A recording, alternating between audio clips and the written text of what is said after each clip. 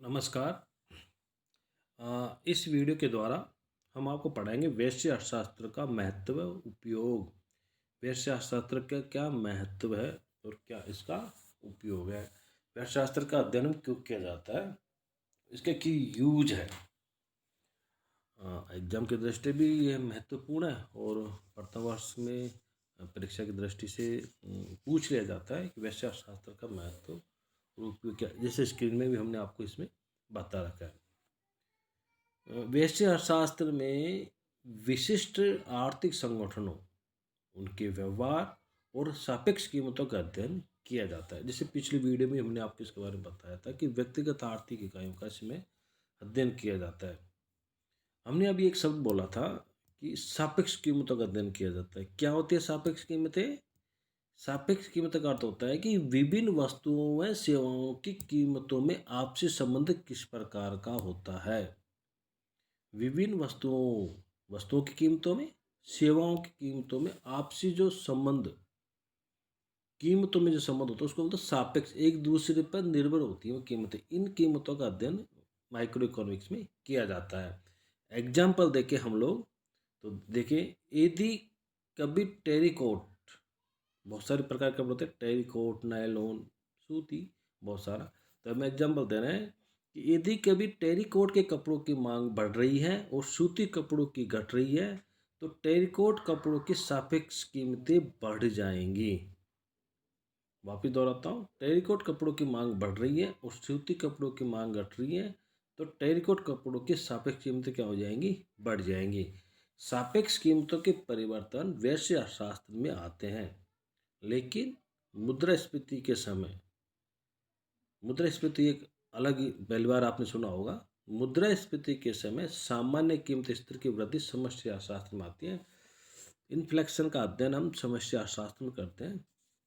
उसमें मुद्रास्फीति में होता क्या है कि कीमतें लगातार बढ़ती हुई चली जाती हैं।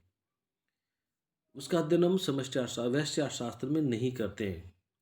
अब इसका उपयोग देखते हैं। इसका पहला जो उपयोग है वह है वैश्य अर्थशास्त्र या कीमत सिद्धांत की सहायता से निष्कर्ष निकाला जा सकता है, निष्कर्ष निकाल सकते हैं।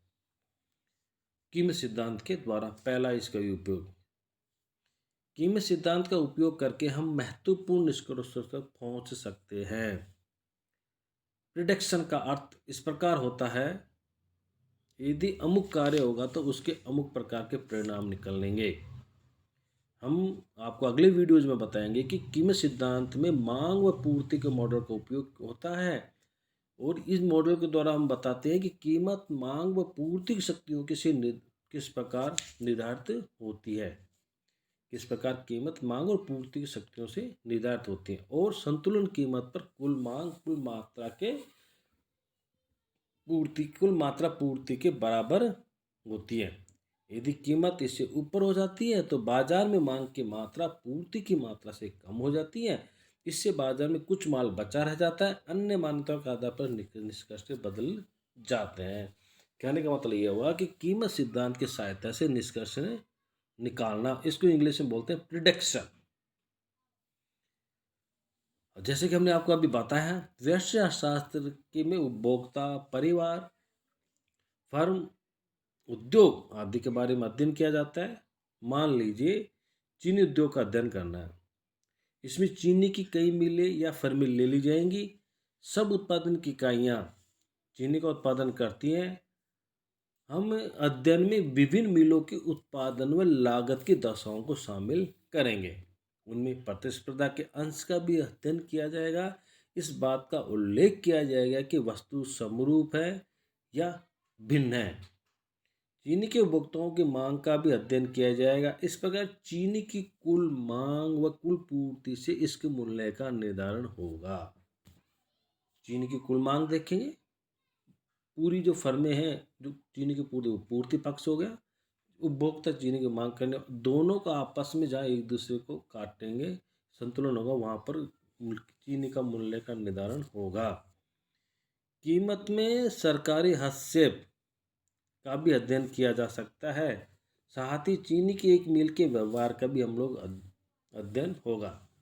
जैसे वे चीनी की दी हुई कीमत पर कितनी मात्रा में चीनी का उत्पादन करेगी, इस प्रकार उपभोग पक्ष की और उपभोक्ता के लिए एक चीनी की मांग वक्र का एवं संपूर्ण बाजार में चीनी की मांग वक्र का भी अध्ययन किया जाएगा।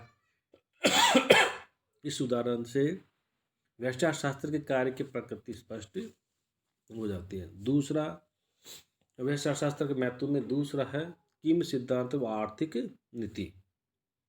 हम कीमत सिद्धांत का उपयोग सरकार के कार्यों का विश्लेषण करने में भी कर सकते हैं। आधुनिक युग में सरकार का आर्थिक जीवन में हस्तक्षेप काफ़ी बढ़ गया और निरंतर बढ़ता ही जा रहा है।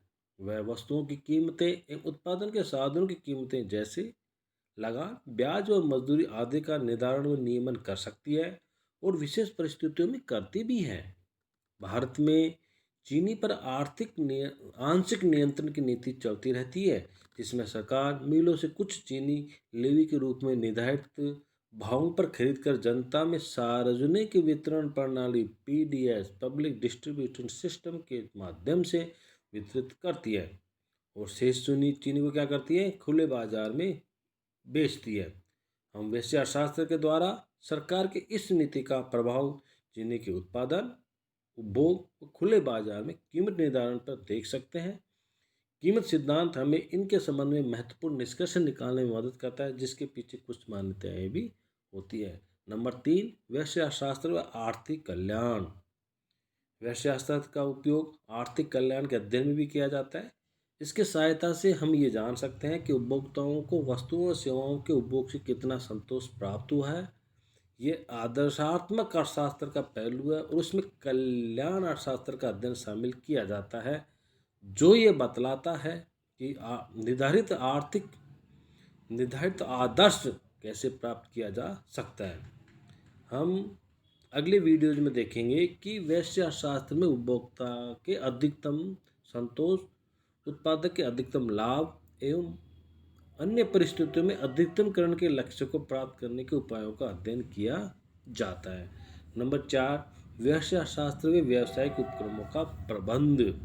आजकल व्यवसाय शास्त्र की सहायता से व्यावसायिक उपक्रमों के प्रबंध मैनेजमेंट महत्वपूर्ण निर्णय लेते हैं। मांग विश्लेषण, लागत विश्लेषण आदि का उपयोग करके अधिकतम लाभ प्राप्त करने का प्रयास किया जाता है। जो बिजनेस सेक्टर्स हैं, बिजनेस में जो इंडस्ट्रियल है, सभी इन सिद्धांतों का यूज करती है, प्रॉफिट कमा रही है। व्यवसाय शास्त्र व वस्तुओं एवं साधनों के प्रभाव। उपयुक्त हमने जो अभी तक वीडियो में बताया, ये विवेचन से ये तो स्पष्ट हो जाता है कि व्यवसाय शास्त्र में एक और व्यवसायों व फर्मों से परिवारों की तरफ वस्तुओं और सेवाओं के प्रभाव का अध्ययन किया जाता है। तो दूसरी ओर क्या किया जाता है, परिवारों से व्यवसाय व फर्मों की तरफ उत्पादन के साधनों के प्रवाह का अध्ययन भी किया जाता है। इस प्रकार वस्तु बाजारों व साधन बाजारों में परस्पर निर्भरता पाई जाती है। नंबर 6, व्यवसाय शास्त्र का सार्वजनिक वित्त एवं अंतर्राष्ट्रीय व्यापार के अध्ययन में प्रयोग। व्यवसाय शास्त्र में मांग व पूर्ति के लोचों का अध्ययन किया जाता है। सामाजिक या सार्वजनिक वित्त के अंतर्गत किसी वस्तु पर लगे कर का उपभोक्ता पर भार जानने के लिए मांग के लोच के विस्तार का सहारा लिया जाता है। इस प्रकार अंतर्राष्ट्रीय व्यापार के लाभों का अध्ययन करने तथा मुद्रा के अवमूल्यन का प्रभाव जानने के लिए आयातों व निर्यातों के बारे में मांग व पूर्ति की लोचें देखी जाती है। एक देश की मुद्रा की विदेशी विनिमय दर निर्धारित करने में भी व्यवसाय शास्त्र का उपयोग किया जाता है, क्योंकि विनिमय दर मुद्रा की मांग व पूर्ति पर निर्भर करती है। इस प्रकार व्यवसाय शास्त्र का सार्वजनिक वित्त व अंतर्राष्ट्रीय व्यापार के क्षेत्र में काफ़ी सीमा तक उपयोग किया जाता है। तो अब तक वीडियोज में हमने आपको बताया, इससे ये स्पष्ट हो रहा है कि व्यवसाय शास्त्र का अध्ययन का एक ऐसा उपयोगी साधन है जिसकी सहायता से हम मुख्यतः 2 काम कर सकते हैं। नंबर 1, ये निश्चित कर सकते हैं कि अर्थशास्त्र में किन किन वस्तुओं का उत्पादन होता है। नंबर 2, समाज में विभिन्न उत्पादन के साधनों के बीच आय का वितरण कैसे होता है और साधनों का विभिन्न उद्योगों या उपयोगों में आवंटन किस प्रकार से होता है। अतः व्यष्टि मूलक अर्थशास्त्र आर्थिक विश्लेषण की एक महत्वपूर्ण शाखा है। यह शाखा समष्टि अर्थशास्त्र के सहायक के रूप में कार्य करती है। अगली वीडियो में देखेंगे व्यवसाय शास्त्र की सीमाएं। नमस्कार।